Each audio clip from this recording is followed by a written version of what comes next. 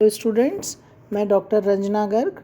ये पीछे जो आपकी पिक लगी हुई है, ये रूसो की ही पिक लगी हुई है। जो रूसो का सामाजिक समझौता मैंने कराना शुरू किया था, उसमें मैंने मानव स्वभाव के बारे में आपको पिछले टॉपिक्स में बताया था। आज मैं उसकी प्राकृतिक अवस्था के बारे में आपको बताऊंगी। रूसो के अनुसार प्राकृतिक अवस्था में मनुष्य प्रकृति की गोद में रहता था। उसका जीवन पशुओं जैसा वह एकाकी था। वह अपना जीवन वनों में विचरण करता था। ये सब हम प्राकृतिक अवस्था हॉब्स, लॉक, रूसो तीनों की देख रहे हैं। किसी व्यक्ति का कोई घर नहीं था, न ही उसकी कोई संपत्ति थी। मनुष्य अपनी प्रकृति की सादगी और परमार्थ की भावना के साथ उसमें सादगी के साथ रहता था। इस अवस्था में सब समान थे तथा अपने अपने जीवन के स्वामी थे। कोई कलह, द्वेष, मारपीट नहीं थी। कोई सभ्यता नहीं थी तथा सभ्यता की आवश्यकता भी नहीं थी। मनुष्य एकांत में सुखी बेपरवाह जिंदगी जी रहा था। न ही वस्त्र धारण करता था, न ही भाषा का माध्यम था।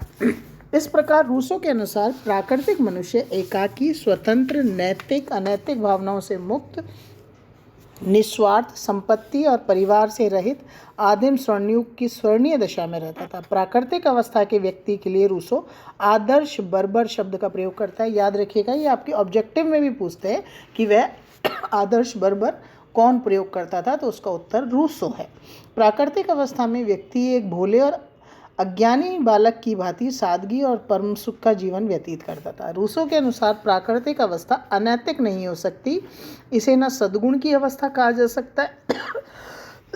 यह धोखाधड़ी और युद्ध की अवस्था बिल्कुल भी नहीं थी, क्योंकि अनैतिकता का बोध तब होता है जब मनुष्य में किसी उच्च गुण, मतलब वो ये कहना चाह रहा है कि जब मनुष्य में एकदम सादा था मनुष्य, तो वो धोखा कैसे देगा। वो सरल था तो वो अपने लिए कैसे सोचेगा, क्योंकि वो तो एकाकी था। तो वो एकाकी था तो अनैतिक नहीं हो सकता मनुष्य, मतलब उसके पास हिसाबी बुद्धि नहीं थी। तो इस प्रकार से रूसो की जो वो है प्राकृतिक अवस्था, वो एक सरल मनुष्य के अवस्था है। अब फिर उसने कहा कि तो समझौता क्यों हुआ।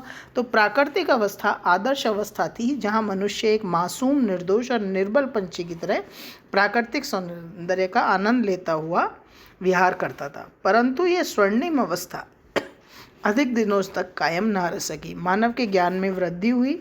मनुष्य को अग्नि का ज्ञान हुआ। कुछ मोटे ढंग के हथियार व औजार अस्तित्व में आए। लोगों का घुमक्कड़ वंचर जीवन छूट गया और वह निश्चित स्थान पर बसने लगे। व्यक्तिगत संपत्ति की मान्यता के कारण लोगों में फिर धीरे धीरे जैसे जैसे वो बसने लगे तो व्यक्तिगत संपत्ति की मान्यता आ गई। तो व्यक्तिगत संपत्ति के कारण कलेश, देश, हिंसा, ये सब शुरू हो गया। संपत्ति संबंधी सर्प ने मानव समाज में विद्वेष पैदा किया। संपत्ति के कारण ही धनी व निर्धन का भेद उत्पन्न हुआ।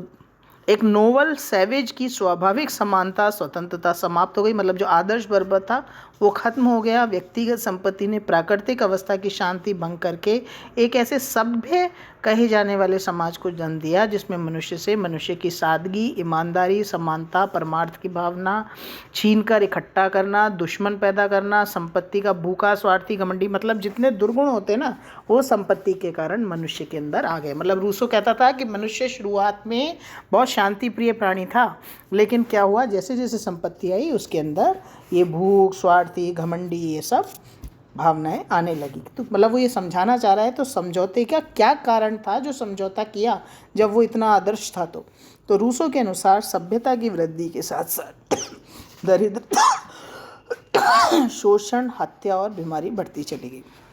युद्ध और तनाव ने मनुष्य को हिंसक बना दिया, जिससे समाज की वह दशा हो गई कि हॉब्स की प्राकृतिक अवस्था में थी। तो रूसो के शब्दों में समाज और राज्य का उदय ऐसा था जिसने गरीबों की नई जंजीरों में बांध दिया और अमीरों को नई शक्ति दे दी, जिसमें प्राकृतिक स्वतंत्रता भी बिल्कुल नष्ट हो गई। ठीक है, थैंक यू।